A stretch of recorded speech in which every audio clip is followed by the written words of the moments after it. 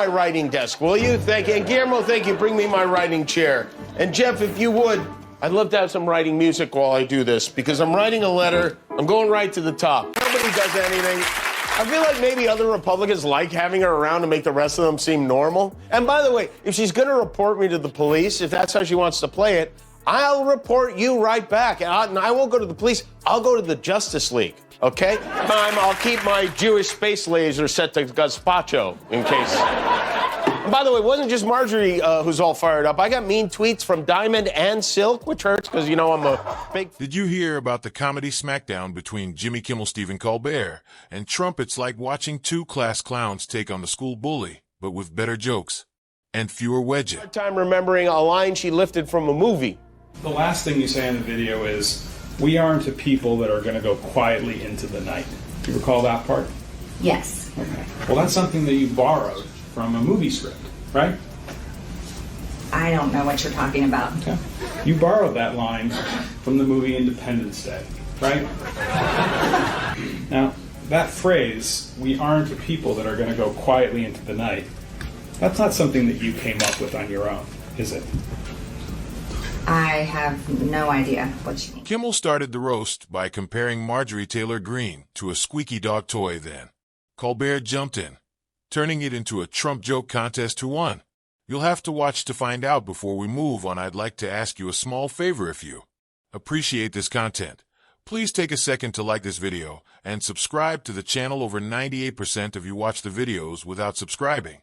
It costs you nothing, but it makes a huge difference to us. So, did you click the subscribe button? Great, thank you so much. Now back to the video. The weirdest life, I really do. Once again, I find myself in the middle of a brouhaha as I appear to have run afoul of probably the worst woman in American politics, Marjorie Taylor Greene, Judge Ketanji Brown Jackson's nomination to the Supreme Court, which is lovely, a lovely thing to say. So I made a joke. I said, "Where is Will Smith when you need him?" What she does instead of working, she tweets. After she saw it, she tweeted, "ABC contacts my employer. This threat of violence against me by Jimmy Kimmel has been filed with the Capitol." Kimmel's been at it again. Folks, this time he's not just poking fun at Trump.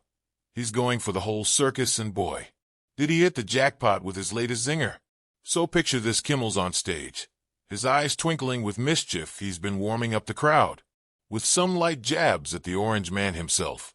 But then out of nowhere, he pulls out the big guns. He brings Marjorie Taylor Greene into the mix. Now that's like adding gasoline to a dumpster. Fire. Let's go to the videotape as well.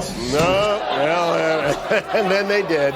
Of course she quoted Independence Day. To her, that's a history book. That's a... Which is like saying, I would have been at the wedding. I was too busy burning down the church. She very conveniently failed to recall a great deal of what she said, but fear not, because Big Pharma is hard at work to make sure she never forgets the things she didn't actually forget. When Marjorie was asked if she considered participating in the riot herself, she said it was on her calendar, but she was too busy preparing her case against the Electoral College vote. Kimmel, with his trademark grin, compares Greene's voice to a chihuahua on helium. Can you imagine? It's like mixing nails on a chalkboard with a squeaky toy. The audience is already in stitches, but Kimmel's just getting started. Next, you know, he whips out a toy camera. Why, you ask? Well, it's his props department's answer to Greene's claim about January 6th tourists, because nothing says peaceful sightseeing like breaking into the Capitol, right? The audience is howling at this point. You can almost hear the steam coming out of Trump's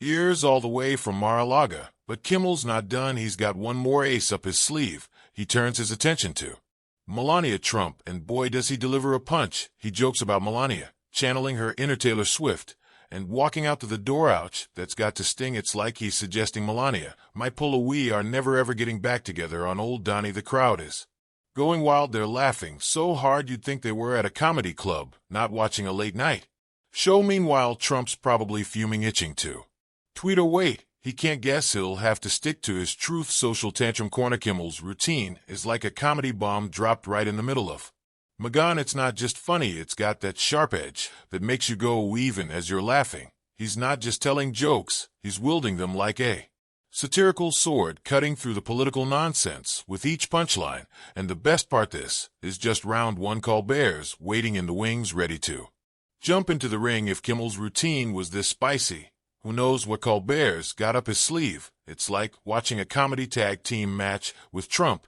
and his pals as the unwilling opponents. Well, folks, Colbert's not just waiting in the wings anymore. He's strutting onto center stage with a smirk that could make even the Cheshire Cat jealous. And boy, oh boy, is he ready to give old Trumpy a comedic wallop. Remember Quiff, that bizarre Trump tweet that launched 1,000 memes? Well, Colbert sure does, and he's serving it up with a side of fresh roasts. It's like he's got a secret stash of Trump blunders hidden in his joke vault, and he's dishing them out faster than you can say fake news. But Colbert's not just rehab mashing old Twitter. He's got his sights set on the whole Trump clan. It's like he's hosting a roast of the entire Trump family tree, and no branch is safe from his razor-sharp wit. And speaking of sharp, Colbert's got a zinger about Trump's legal troubles that'll knock your mega hat right off. He quipped apparently the former president's got more cases than a beer factory. Ouch. That's got to sting worse than a bad spray tan job. The audience is eating it up like it's all you can eat. Of political satire, they're laughing so hard you'd think Collar was tickling them with a subpoena, but he's just warming up.